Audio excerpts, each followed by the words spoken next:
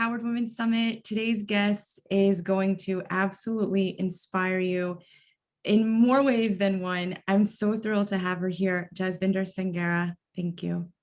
Thank you for inviting me, Paula. It's such a thrill to be back in touch. Jasvinder and I worked together for many years through the film Honor Diaries, and really are very aligned in our mission to make the world a better place for women. I'm just going to read a little bit of your bio so people know about you, and then I will dive in with my many, many questions.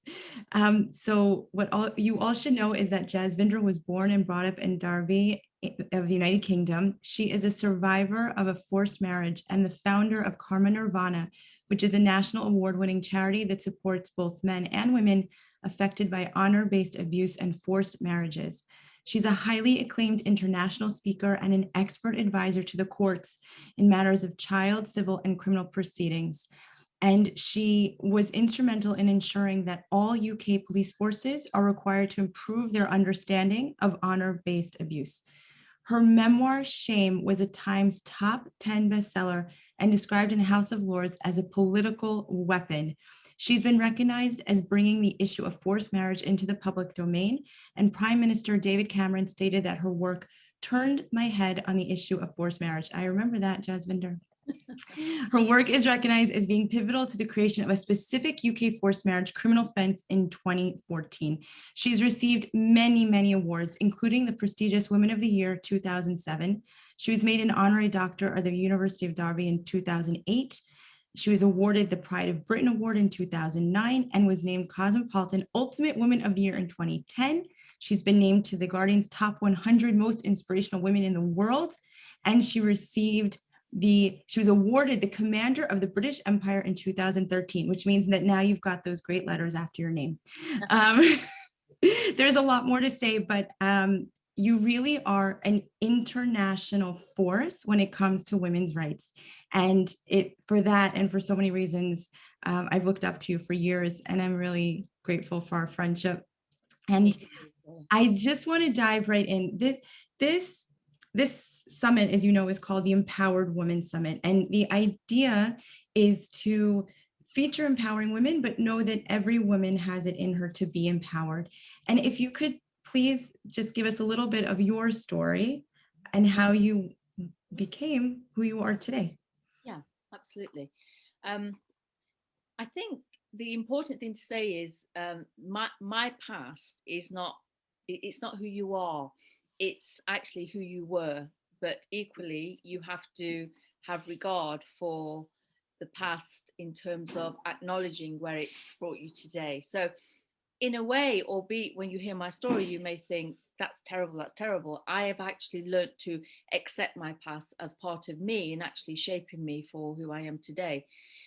So I was born in England. My father was an Indian man, and he came from India to England in search of work and settled in Britain, and we were born here. So I'm one of 7 sisters. I have one brother, and we were raised in Britain. So we went to British schools, and I watched the majority of my sisters being taken out of the classroom to marry men they'd only ever met in photographs. They would disappear one by one to marry a stranger in India, and nobody questioned their absences. Then they would come back as somebody's wife, and again, nobody questioned their absences. So for me, I was 14 years old when I came home from school one day, and my mother sat me down, and I was used to seeing this sort of ritual, I will call it, where she'd sit us down, but this time it was my turn, and she showed me this photograph of this man I was to learn I was promised to at the age of 8. I remember thinking as a 14-year-old and feeling that, hang on, you know, he's shorter than me, you know, he's older than me, and I just don't want to marry a stranger. And it was just this strong conviction of this is wrong. And I dared to question that. So I dared to question that this wasn't right. So I challenged my mother, and she clearly made it clear to me that I had a duty to marry this man. I'd been promised to this man, and it clearly is dishonorable to say no. So I went back to school, and at 15 and a half, I protested more then because the time was nearing and I saw the pattern. My sisters were 15 and a half, almost 16 when they were taken out of school. So I said, Mum, I don't want to marry this stranger. So I became the risk to the family, dishonoring them. So my parents took me out of education and they locked me in a room and held me as a prisoner at home until I agreed to the marriage. And at that point in my life, it was the most isolating time, where this sense of, this is your family, you know, these are the people who are meant to love you the most. And one by one, they were ganging up on me and making me feel that I was the perpetrator and I had done this to them. And I attempted to take my life in that room by overdose, and my family never allowed me to go to the hospital. So you can imagine the desperation I felt an individual. So I said yes, and this marriage started to be planned in front of me, but that was my opportunity to escape. And I ran away from home at the age of 16 to make the point that as a woman, I should have the right to an education. I should have the right, if I choose to marry who I want to in the future, and I certainly should have the right to be an independent thinker. And my family's view was that if I didn't come back home and marry who they said, that from this day forward, I was now dead in their eyes. And as a 16-year-old, I did have a choice. And I want people to understand that, you know, we are a sum total of the choices that we make in our lives. We are. It was a choice, albeit one of the most difficult choices I've ever made in my life. The choice was this: I could go home and marry this stranger, but I would have my family, but it would mean conforming to an honor system that deprives a woman of rights and freedoms and marrying a stranger. Or I could have freedom and rights and independence, but it means never seeing a member of your family again. And for me, the choice of independence and rights was more important. What I didn't know as a 16-year-old, what I do know now, is that choice is so significant for future generations. So for my children, who will now, I know, not inherit that legacy of abuse. So albeit it was the most difficult decision I've ever made in my life, it was the absolute right decision that I made. So I have no regrets about that decision. Your story always takes my breath away. What I'm curious about is, you're 15 and a half years old. You've seen your sisters go through this. Mhm. What can you point to that created that momentum within you? What made you think that you could have a different life from the life that had been planned for you? You see, I have one sister younger than me. So I think the order of age has something to do with it, because I've watched this happen to my other sisters and they were in very unhappy marriages.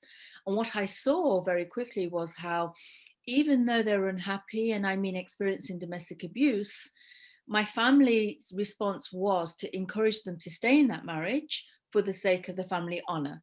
So they were encouraged to stay with perpetrators. And I had witnessed this, and my view was, this is what happens to you when you get married, you know, and nobody comes to rescue you either, and you have to marry a stranger. And it was fundamentally wrong. I had this feeling, maybe if I hadn't seen this happen to them, then maybe my parents could have conditioned me enough to make me not question it. You see, my upbringing was such whereby we had to adhere to unwritten family rules that inhibited your freedom of thought or even emotions. I came from a very closed family system. So to question it was a big deal. But for me, it was simply about, and I'm sorry if it sounds too simplifying, it was about right and wrong. What felt fundamentally right and wrong for me. And I followed through that conviction, that feeling. And there wasn't anything within me that would allow me to feel that this was right. And I think if you follow that conviction and you're true to yourself and you are honoring how you feel, then it enables you to accept exactly where you are without the making up the shall I say, excuses for family, because it's easy to do that, but it's my mum and it's my dad and I love them and I have a duty to them.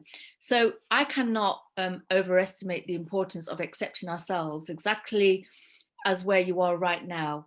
And that's really important to following through the conviction that you may be feeling.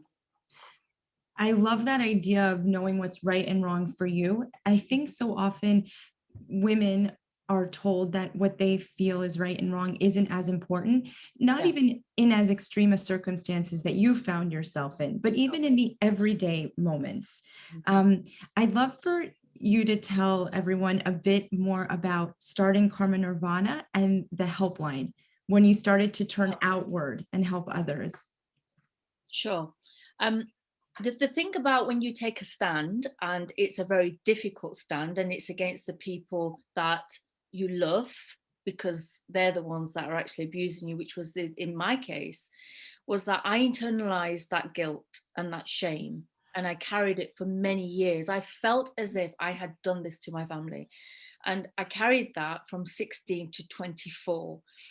And I wish somebody had told me sooner that actually, Jasvinder, you haven't done anything wrong, because then it would have saved me almost 8 years of carrying that pain and how that manifested itself within me in vulnerability in terms of abusing myself, drinking, smoking, or entering unhealthy relationships, trying to self-medicate or attempting to take my own life.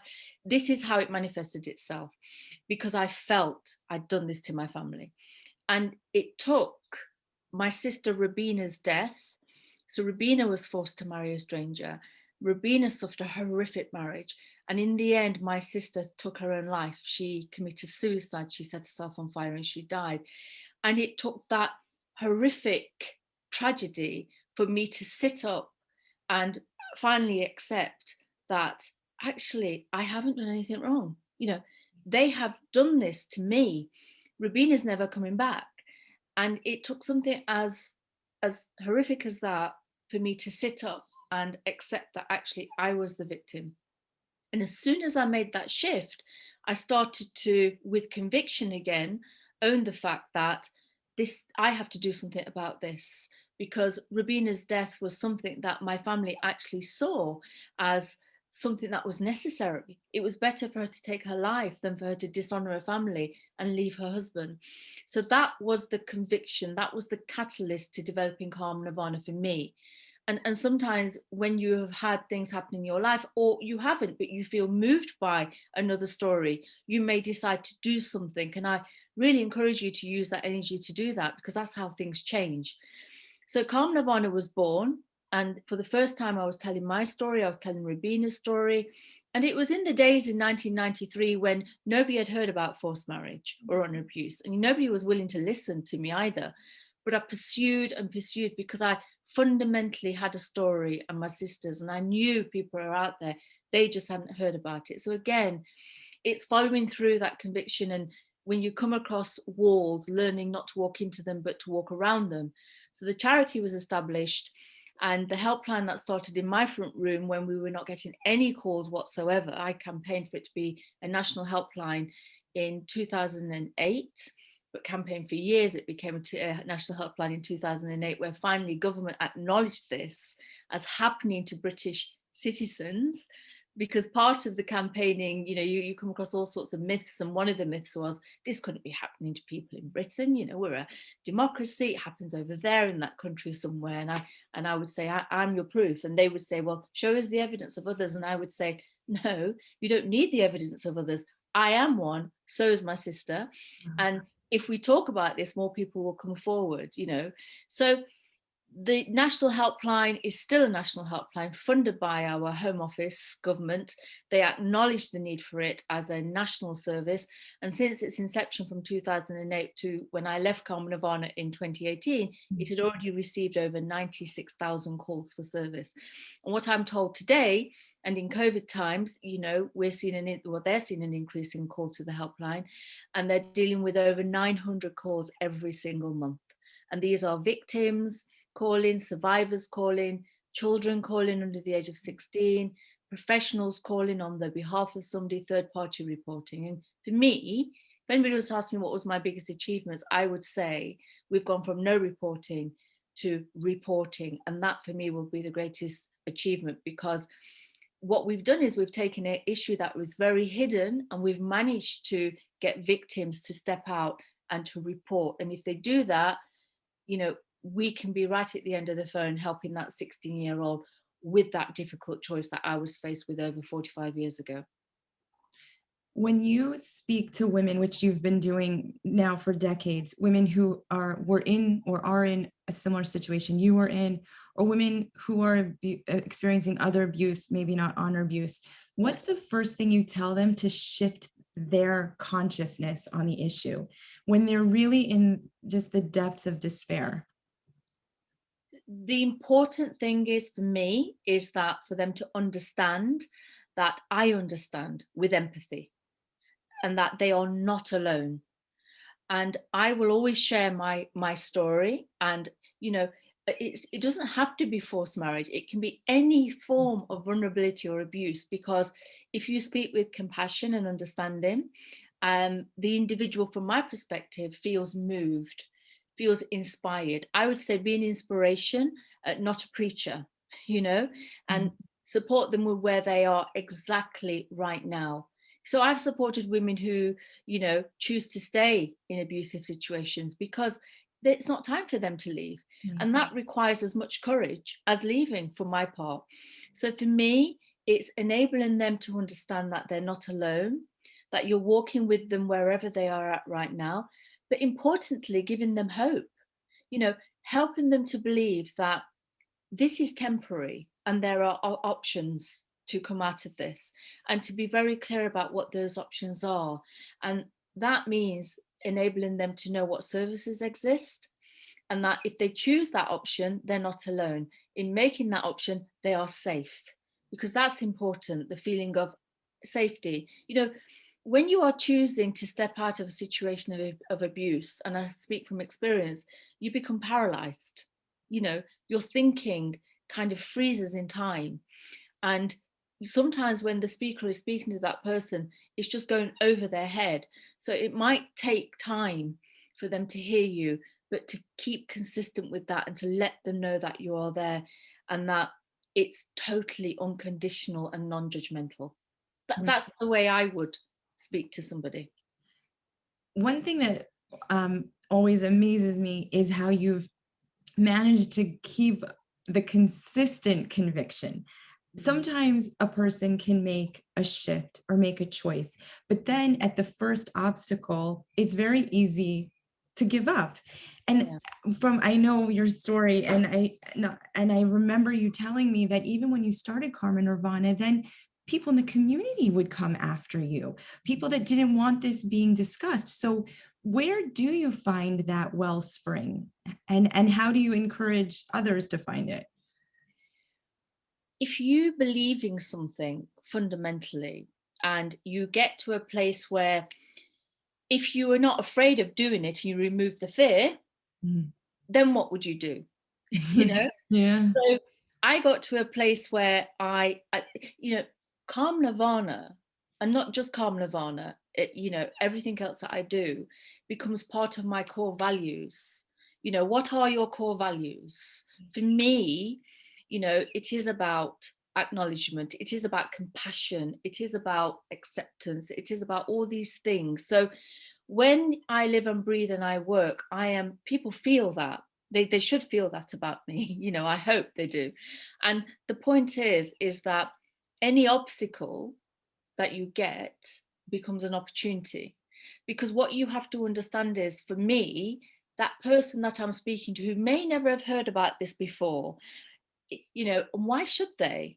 So you have to have some compassion with that, but use that as an opportunity. The fact that they are resistant, they are not wanting to hear, you know, try to understand why that is, and try Right. to get them on side, you know, and keep at that, because we have to have some empathy for somebody saying to me, let's say, what, your mother tried to force you to marry, really? So if I Mm. hear that, I'm not thinking, oh my word. I'm thinking, why would they know? Let me use this as an opportunity to explain this to you. Right. And you have to have patience. And with that, you'll create resilience, you know, and every obstacle will become an opportunity. I have organized conferences before where the funding hasn't come, and I've believed it will find me. So Mhm. you've got to have some blind faith too, in some shape or form. And people will, come to know what is right and wrong, what your values are. And so you start to develop a reputation, and then people will understand, yeah, she gets things done. She says what she means, she walks the walk. Mhm. But tell yourself if you really are. I believe I am. And I'll continue doing that, because that's important to me, because it enables me to make a difference for others. Don't this is not about me. It's never been about me. It's been about what matters and the change that I want to see. And if you hold on to that, I always believe everything else will find you. The right people will find you. The wrong people will drop off. You'll start to spot them. Funding will find you. But in all of that, I will say one thing, and this is something that I'm learning for myself now, is that caring for yourself is not self-indulgent. It's really important that you acknowledge self-care as not being selfish. And I say that as somebody who was with Carmen Nirvana for 25 years, and in the 20th year I was going to step down. In the 22nd year I was going to step down, because the charity I wasn't just CEO, it consumed me. My son's first word was Carmen Nirvana. They say, Mum, we have got 3 children, there's 4. It's important you find that balance. So in saying that to you, what I'm saying is that find like-minded people, and to join the cause, to speak with you. I mean, that's how we met Paula. We're like-minded. Yeah. And what happened in our space of working together, we've collectively managed to raise the voices of women because of that like-mindedness. And that's really important, because that delegation in terms of responsibility is going to be important for yourself, but most importantly for the cause. Honestly, just listening to you speak gave me such strength too, because starting the 49% recently, I'm sure it helps me to hear what you went through at the beginning of Karma Nirvana. And what I really want to take away from this, one very important thing you said about core values and knowing what your core values are. And I think we have these sort of broad generalizations. We believe in humanity or human rights or democracy, these words. But I love that, sitting down and really thinking each person for themselves, what are my core values? What makes me tick? Yeah. And then that becomes the touchstone or the North Star that can then move you through. Absolutely. We have to wrap up. I would love to keep talking. I guess what I'd love to hear is, now that you've moved beyond Karma Nirvana, I know you still support them. What's on your bucket list? I want to continue making a difference. Absolutely. That will be with me until I leave this planet. But in a different way. And I'm just trying to find where that is. Where I feel I really want to make a significant difference is in the journey of survivors rebuilding their lives, because, another journey starts when a victim leaves. It's Right. another one, but it's one that we probably don't hear about enough about. And there certainly isn't here in the UK the resources by government to acknowledge that survivors, by their lived experience, have so much to contribute to policy, practice, law. I want to see the representation of survivors at every level of government and across organizations. So the moment, Paula, I am looking at how I can develop that, as well as write my 4th book. I still feel that I want to be in the seat of the House of Lords. There, I said it. Because I want to affect change in legislation. I care about our prison service, our education service, our health service.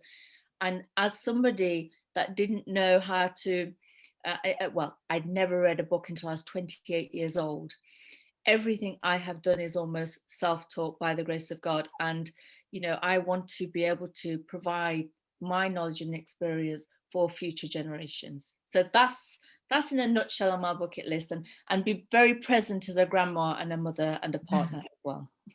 I love it. Thank you so much. You're welcome.